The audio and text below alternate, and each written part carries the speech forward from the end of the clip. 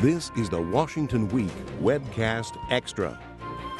Hello, I'm Gwen Ifill, and welcome to the Washington Week Webcast Extra, where we pick up where we left off in the weekly broadcast. Joining me around the table, Alexis Simendinger of Real Clear Politics, Mike O'Shearer of Time Magazine, Ed O'Keefe of The Washington Post, and Gene Cummings of The Wall Street Journal. When Donald Trump appeared before conservative Ralph Reed's evangelical group in Washington on Friday, he boasted once again that he has spent tens of millions of dollars in his own money winning the Republican nomination.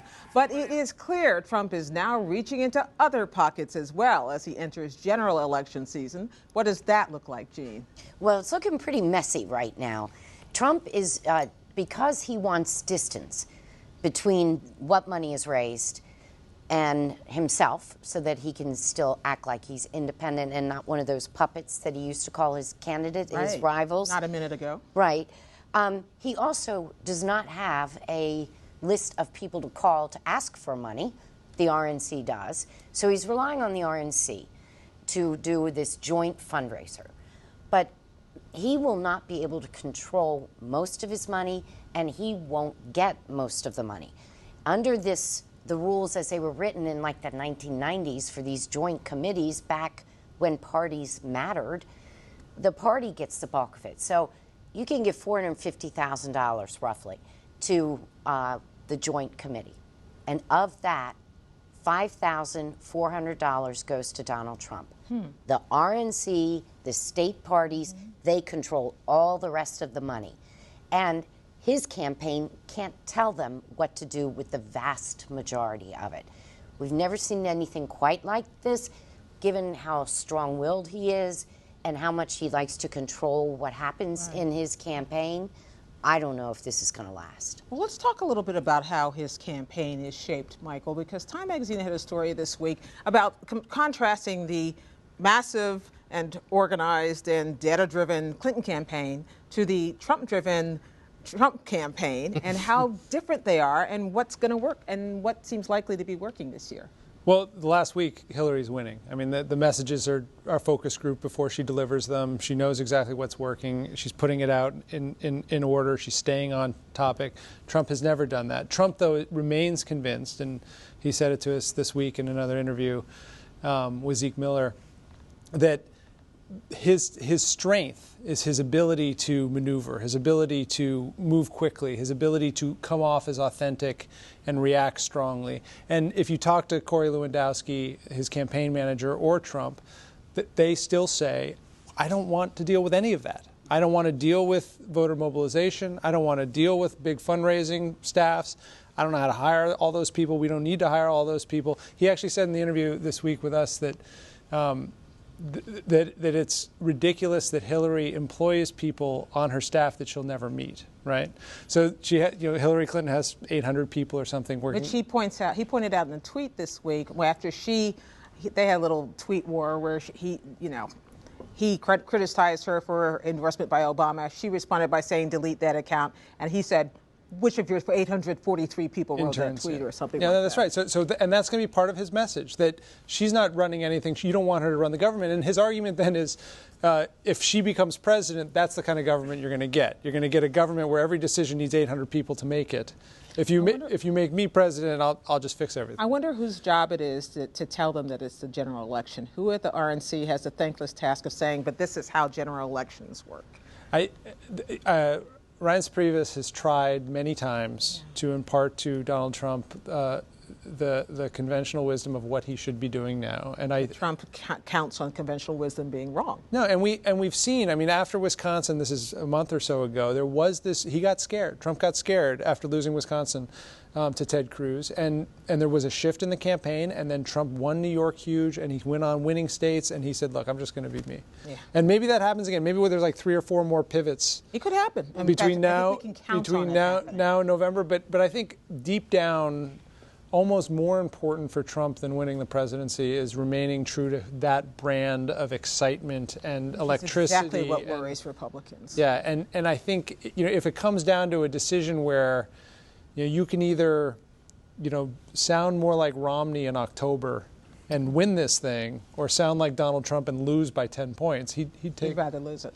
Ed, whatever happened to the Stop Trump movement? Well, it's not really there anymore. I mean, there are three people whose names we all know who constantly complain that he needs to be stopped, but I don't see anything happening really. Because they don't have anything to do with it. And I think one of the things that people need to remember is that while you may hear guys like Hugh Hewitt or Eric Erickson or Bill Kristol or Rick Wiley down in Florida saying, we've got to do something, we've got to put some kind of organization together. There are only about 2,472 people who can do something about it, and we don't know who most of them are. The delegates. Yes, the delegates who have been elected by the 56 states and territories to show up. People like Craig Dunn from Indiana, who says in his state, at least among the Republicans, there's a very unenthusiastic acceptance of inevitability, and they're unaware of any concrete plan to do anything to stop him. But you talk to someone like Kendall Unruh down in Colorado, who was a Ted Cruz supporter, and she's trying to put together a proposal that would be considered the week before the convention that would allow the delegates to vote their conscience.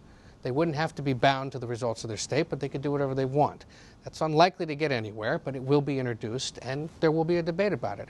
Another person from Colorado, Guy Short, he wants to change the rules so that in 2020, most of the primaries will be closed and not open to independents, but just to Republicans. The argument being that if we had closed our primaries, we probably wouldn't have gotten Donald Trump. Shutting the barn door after the horse has gotten out? Exactly. And the way he would force the states to do it is by giving more delegates to states that close their primaries. So that's something that will be debated as well. But nowhere do any of them talk about some kind of plan to put forth Ted Cruz or John Kasich or Mitt Romney or someone else.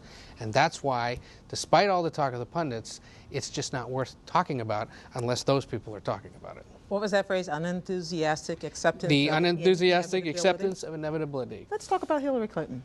So, in some corners of the Democratic Party, there is also an unenthusiastic acceptance of inevitability. There was a hashtag this week that when someone says, well, girl, I guess I'm with her, you know, they're trying to just come around to this idea. Is it because we feel like we know her too well? There is an element of that, and I'll give you an example. I covered a Hillary Clinton speech Friday to the Planned Parenthood Action Fund, and there was a woman in the audience that I talked to, 66 years old. She's her demographic. She came from Texas to come to this meeting, and she was a Sanders supporter. So I said, oh, you're here. What do you think? And she said, well, I'm not unhappy. And then, and then she went on to describe all of the memories that she has of the Clintons and how she had voted in the past and her concerns. And she ended up describing Hillary Clinton as a very smart woman who doesn't have the courage of her convictions, which is what made her like Senator Sanders so much. So what is it that we know about her? We've known Hillary Clinton now for more than 2 decades, and we've seen various iterations of her service. She touts her service, but it's also a two-edged sword because she's reminding us of the past.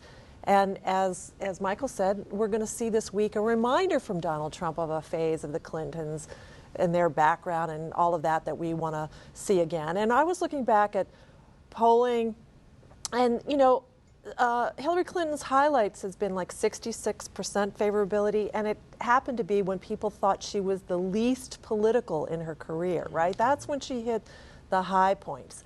And we were talking about the picture of her victory rally with her white outfit, and it reminded us of 1993 when she wore this white outfit on the front of the New York Times Sunday magazine when the article was about St. Hillary. So there are some things that don't change about Hillary Clinton as much as she's trying to remind us that she's adapted to a party that's gone left, for instance, right? She's trying to persuade voters that she has gone that direction. And that's the problem. It's the conviction of one's beliefs that makes people, at least the Sanders people, worry. Okay. Don't you wish all that was in the regular show? We just didn't have time, but at least you knew to come here to find it. Thanks. Stay online all week long for the latest developments on these and other stories from the best reporters in Washington, our panelists. That's, of course, at pbs.org/Washington Week. And we'll see you next time on the Washington Week Webcast Extra.